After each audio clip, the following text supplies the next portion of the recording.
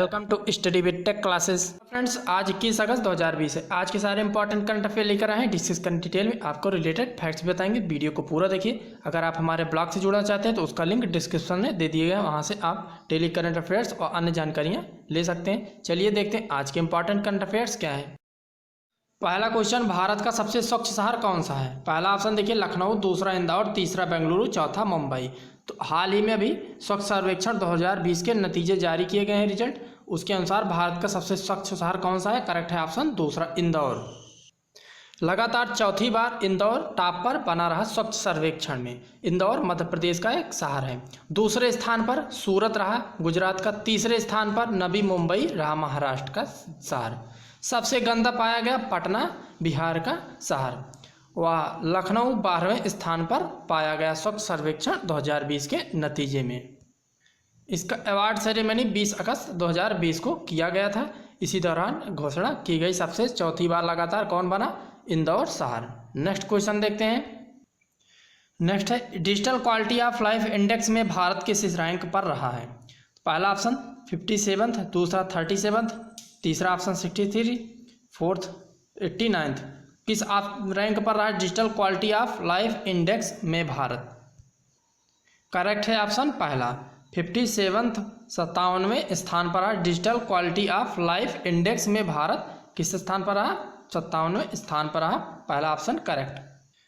Top country में Denmark था, दूसरे स्थान पर स्वीडन था, तीसरे स्थान पर कनाडा था। Digital quality of life index 2020 में 57वें स्थान पर, 57वें स्थान पर कौन था इन रैंक में? इंडिया था। इंटरनेट अफोर्डेबिलिटी में भारत 9वां स्थान प्राप्त किया, 9th स्थान प्राप्त किया। पहला इजराइल पाया गया इंटरनेट अफोर्डेबिलिटी में, और दूसरा स्थान कनाडा, तीसरा स्थान अजरबैजान। तो digital quality life index 2020 Bharat 97वें स्थान पर रहा, 57th। नेक्स्ट क्वेश्चन देखते हैं। भारत ने किस देश के साथ द्विपक्षीय संबंधों को मजबूत करने के लिए सांस्कृतिक समझौते पर हस्ताक्षर किए हैं? पहला ऑप्शन डेनमार्क, दूसरा इजराइल, तीसरा यूएई, चौथा फिलीपींस। तो भारत ने किस देश के साथ द्विपक्षीय संबंधों के लिए मजबूत कर सांस्कृतिक समझौते पर हस्ताक्षर किए हैं? करेक्ट है दूसरा ऑप्शन इजराइल। इजराइल के साथ भारत ने सांस्कृतिक समझौते पर हस्ताक्षर किए हैं। इस समझौते में पीपुल चेंज टू पीपुल, व्यक्तियों के आदान प्रदान एक दूसरे के देशों में करने के लिए बढ़ावा देने के सांस्कृतिक या मंत्रालय ने भारत के और इजराइल ने समझौता किया। भारत की तरफ से भारत के एम्बेसडर जो इजराइल में हैं संजीव सिंगला व इजराइल के विदेश मंत्री गाबी अस्केनाजी ने इस समझौते पर हस्ताक्षर किए हैं। तो जान लेते हैं इजराइल के बारे में। वहाँ की कैपिटल क्या है? यरूशलेम है। वहाँ की करेंसी क्या है? इजराइल शेकेल है। वहाँ के पीएम क्या है? बेंजामिन नेतन्याहू वहाँ के प्रधानमंत्री हैं इजराइल के।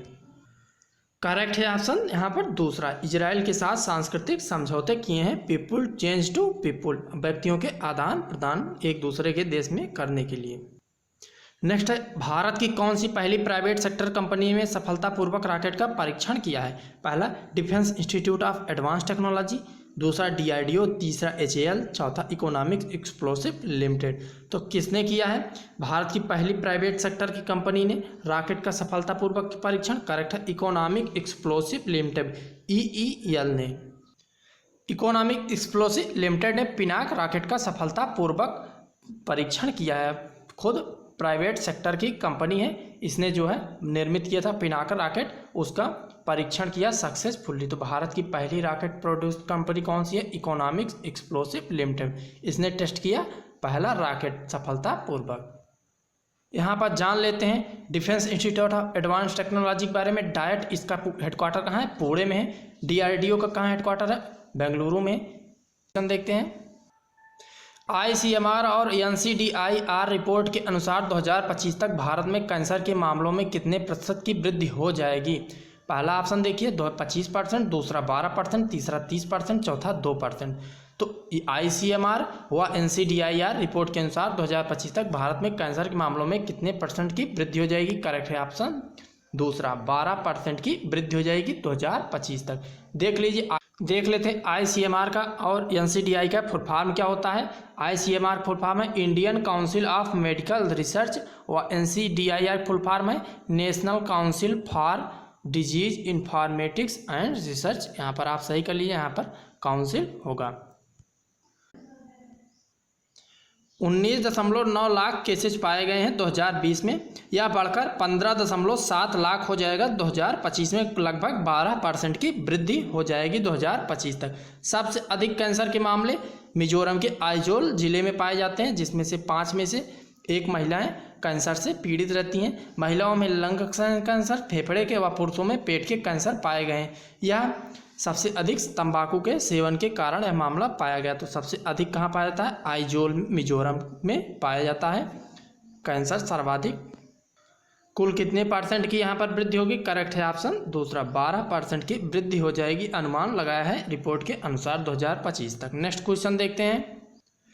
त्रिनिदाद और टोबैगो के प्रधानमंत्री कौन बने हैं? पहला फ्रांसिस्को, दूसरा कीथ रावले, तीसरा लुइस, चौथा डैनिलो। त्रिनिदाद और टोबैगो रिपब्लिक के प्रधानमंत्री कौन बने हैं? करेक्ट है ऑप्शन दूसरा, कीथ रावले। ए है कीथ रावले, लगातार दूसरी बार PM बने हैं त्रिनिदाद और टोबैगो का। यह कैरिबियाई देश है, इसे Republic of Trinidad and Tobago बोला जाता है, रिपब्लिक त्रिनिदाद एंड टोबैगो। जान लेते हैं इसके बारे में त्रिनिदाद और टोबैगो के। ये है मैप में त्रिनिदाद एंड टोबैगो।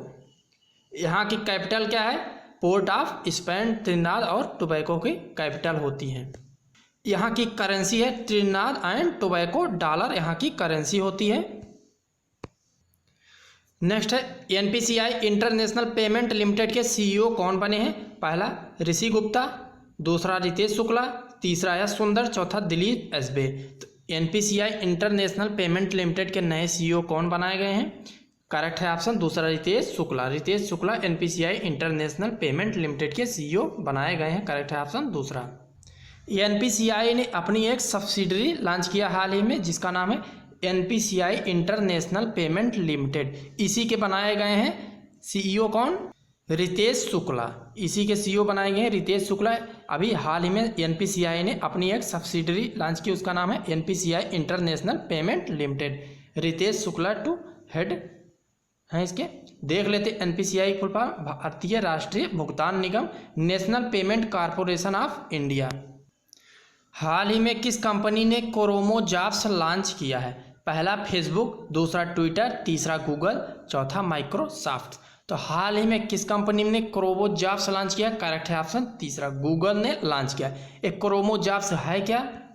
यह एक ऐप है जिसे गूगल ने लॉन्च किया है। यहाँ पर ढेर सारी लाखों नौकरियों के बारे में जानकारी दी गई है। जो बेरोजगार युवा हैं, जो नौकरी चाहते हैं, यहाँ से जाकर के अपने जॉब सर्च कर सकते हैं, योग्यता के अनुसार वहाँ पे आप नौकरी कर सकते हैं। तो गूगल ने जारी किया है क्रोमो find a job build a career नाम का एक ऐप। करेक्ट है यहाँ ऑप्शन तीसरा, गूगल ने जारी किया है क्रोमो जॉब्स। नेक्स्ट, वैज्ञानिकों ने किस जीव के जननांग में पाए जाने वाले सूक्ष्म जीव को खोज निकाला जो मलेरिया के वाहक से बचाते हैं? तो मलेरिया के वाहक से बचाते हैं कौन से सूक्ष्म जीव, किस में पाए जाते हैं वो सूक्ष्म जीव? देखिए मक्खी, दूसरा मछली, तीसरा केंचुआ, चौथा मच्छर। तो करेक्ट है ऑप्शन यहाँ पर चौथा, मच्छर में पाए जाने वाले सूक्ष्म जीवों को खोज निकाला जो मलेरिया के वाहक से बचाते हैं। क्योंकि मच्छर को मलेरिया नहीं होता, फिर भी मलेरिया का जो है वाहक मच्छर होता है। क्यों होता है? उसी के जननांग में पाए जाने वाले सूक्ष्म जीव से वह बचा रहता है मच्छर, इसलिए मच्छर के करेक्ट है ऑप्शन। इसकी खोज की थी अमेरिका की ग्लासगो यूनिवर्सिटी और कीनिया के international centre of insect physiology and technology के वैज्ञानिकों ने यह खोज किया था। करेक्ट है यहाँ पर चौथा, मच्छर के जननांगों में पाया जाता है सूक्ष्म जीव जो मलेरिया के वाहक से मच्छर को बचा। नेक्स्ट है क्वेश्चन, रुचि सोया के नए मैनेजिंग डायरेक्टर कौन नियुक्त किए गए हैं? MD कौन नियुक्त किए गए हैं रुचि सोया के नए?